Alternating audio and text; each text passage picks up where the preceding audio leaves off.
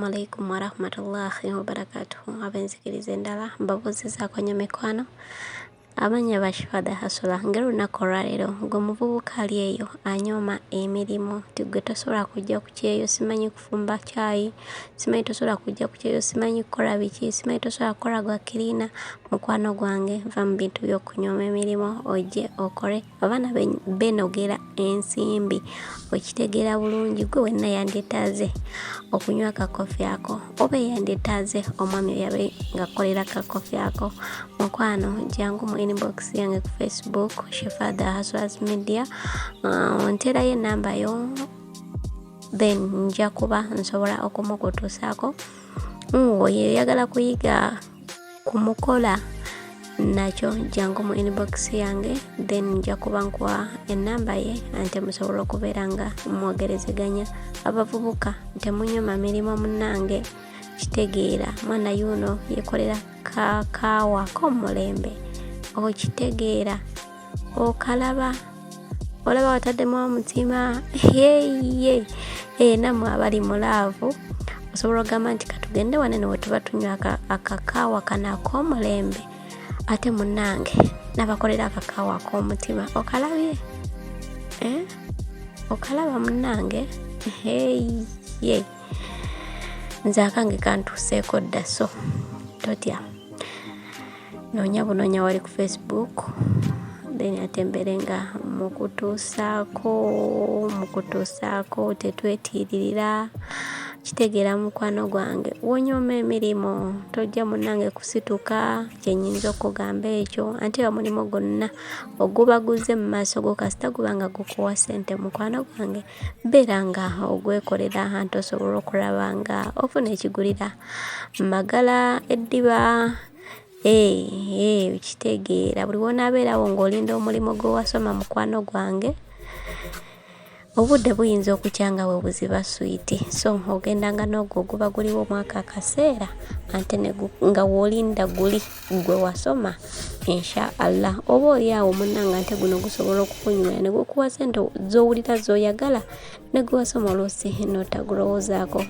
Ffenna bye twasoma si bye tukola, abamu tetwasoma naye ante ne tujja ne twesanga nga tetufunye emirimu egy'abantu nga abaasomera ddala. Okitegeera mukwano gwange kwagala nnyo nkwagaliza ebisinga obulungi ka tugende maaso nga tunyumirwa akavidiyo mwana omulenzi akola akantu n'ogamba waawo.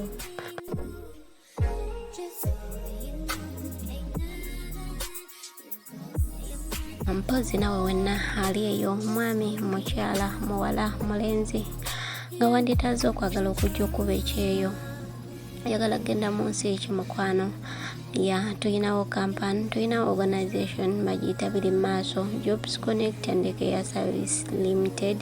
Asobola okubeera munnange nga nte akutambuza mbeera nga mufunira kweza enamba z'olabaawo ku screen. Oyina omwana akulemesa okujja okuba ekyeyo, oli mwami tolina wakuteeka baana abo, oba mwana oyo oli mukyala ogamba tolina wakulegwa muntu yenna golekera baana bo oba mwana wo, omwami oyo mu contacting ekweza enamba ze asobola okuba mukwano ng'ate akulabirira omwana wo n'ojja n'okuba ekyeyo n'otuuka okudda ewaka n'osanga ng'omwana wo ali mu mbeera ennungi. Omwami ye biri mu maaso Jobs Connection kojja waba Kadama. Mbagala nnyo mbagaliza ebisinga obulungi. Tukyagenda maaso n'aka kofi kaffe bannange mashallah mwami na designinga kakaawa n'ogamba wamma ate buli nnaku nanywa ng'ewuwo akuteeramu n'ekimuli kyonna ekyobeera oyagadde oyagalamu linnya lyo asobolera okulikukoleramu okitegeera bulungi.